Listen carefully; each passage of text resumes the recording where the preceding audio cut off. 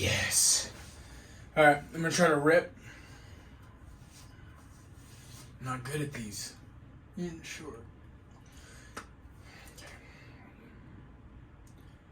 Becoming a CEO. Yeah. I know what it sounds like to many, many people, but I'm very excited. I believe in me, and I believe I've always had a vision. Being clear and concise on where that vision would end up has been the hard part. And so let's see. It was Monday, almost 2 weeks ago. Monday, April 10th.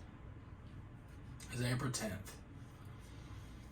I started my journey to go downtown and shake as many trees as possible. I went into the Sheraton because I figured opportunity lurks. I knew there's conventions there, so I figured I'd be able to find someone that could potentially change my life. So I decided I was going to get coffee there twice a day, every single day. In doing that,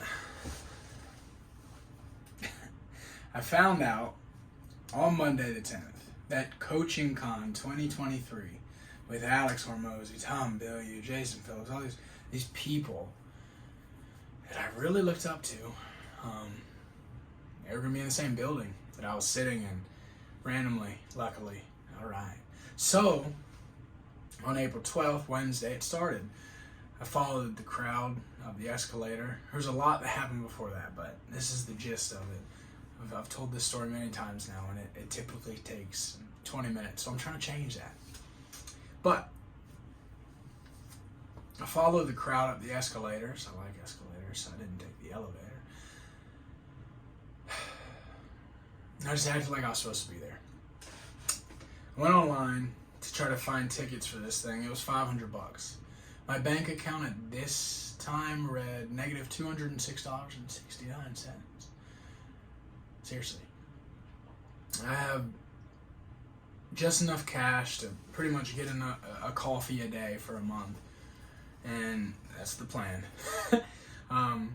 So, I go up the stairs, hop off the escalator, follow the crowd, and I walk in.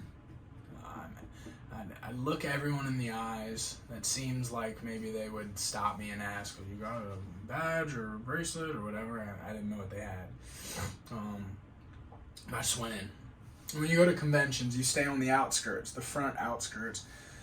So I went straight over there. That's typically where the speakers are at right before. Or the people that threw the event, they'll stand over there. And so I go get water, and I'm just like, all right. And a girl walks over, gets some water. I'm like, hey, are these assigned seats? She's like, well, there's VIP, but no, it's open seats. So I was like, checkmate. We're in. We're in. So I sat down and I stayed Wednesday, Thursday, Friday, and Saturday. Now on the last day, I went up on stage. Anyone who wanted to get on stage could get on stage. And I went on stage, I shook Jason's hand, and I said, well, I feel like I owe you an apology. Right? I didn't need to apologize to anyone. I strongly believe with all of my heart, if someone had the courage and the action behind it to go in there the way I did, they would have. When you run into something and you like, well, what about this? What about that? I can't. I don't know how. You find a way. You can always find a way. There's always a way. You need that goal. You need a clear vision. I needed to get in, and I got in. I found a way. So I needed like an in to talk to him and tell him everything. So I was like, I owe you an apology. I just thought that was the easiest way to get the flow going. And he's like, he was a nice guy. He's like, you don't have to apologize for nothing. You came day one. You stayed till the end. Like, show me you learned something. Right, that's cool. But so I came out of that, and it's just been, I've coached my whole life.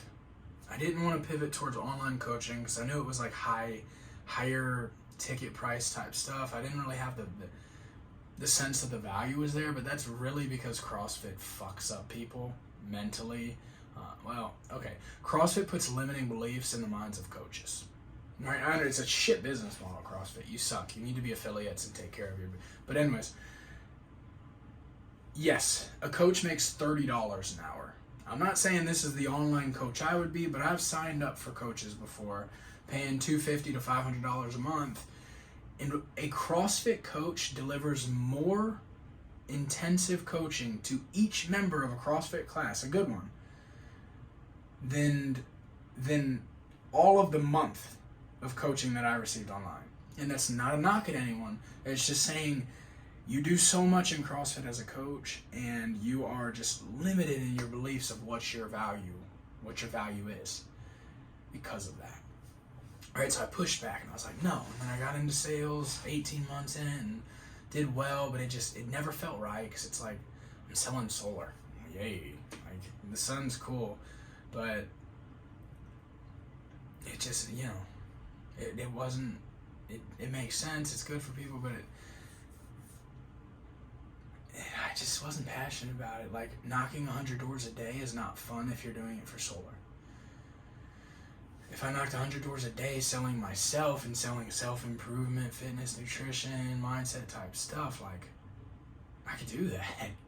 Because as soon as I see a person, I'm going to be lit on fire to change their life, right? But anyways, so I go to this coaching con thing and I'm like, oh shit. Maybe this is what I'm supposed to be doing. It's what I've always wanted to do. I just didn't know how to do it. And it seems hard. But at this point, I'm kind of pissed off for greatness, I guess. I've been, but it's like, I've always called it it's not a governor. I don't know what to call it. I have this awareness inside of me where it's like, Dill, you're not happy doing what you're doing. Change it up. I've always worked for people, great people, right? But I can't do it anymore, because every time I'm working for them, I want to be doing my thing. And it's not an ego thing. It's just, I know what I'm capable of. Nelson Mandela, I say this all the time. Let's hope I don't butcher it. There's no passion, Denzel talks about it. There's no passion in living a life less than the one you're capable of. Something along those lines. There's no passion to be found in a life lived where you do not fulfill the potential that you can bring to this world. And it eats at me. It eats at me. And I know what I'm capable of just because I know it's in my heart.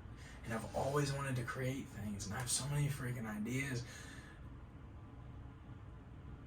But instead of I'm at the point where it's like, instead of sitting here and saying, I really hope this video is not like cut off the side of my face or something like that. That's gonna suck.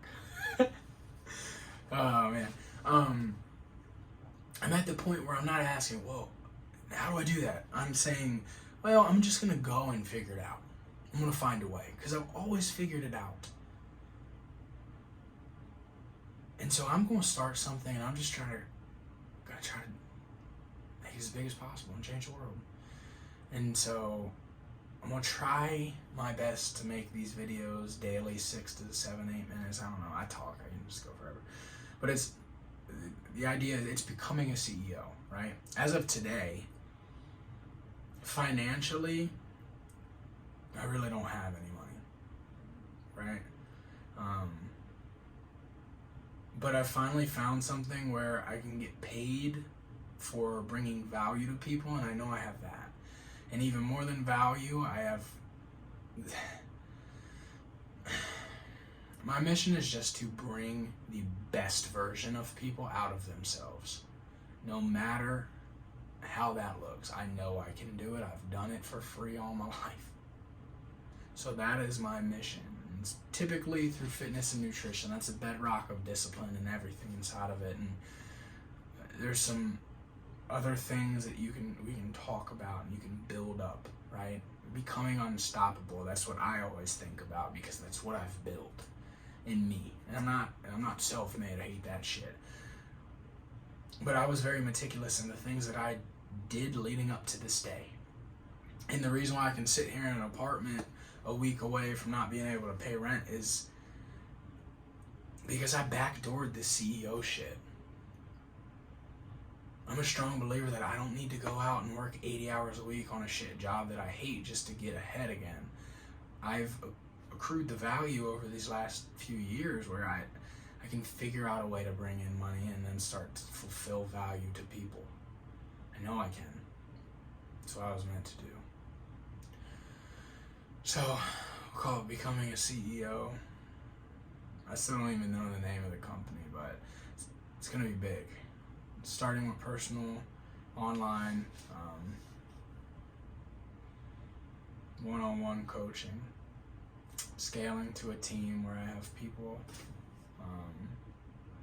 also coaching with me, and then scaling to speak in businesses and organizations. I'd really like to make a nonprofit that brings communication skills to youth.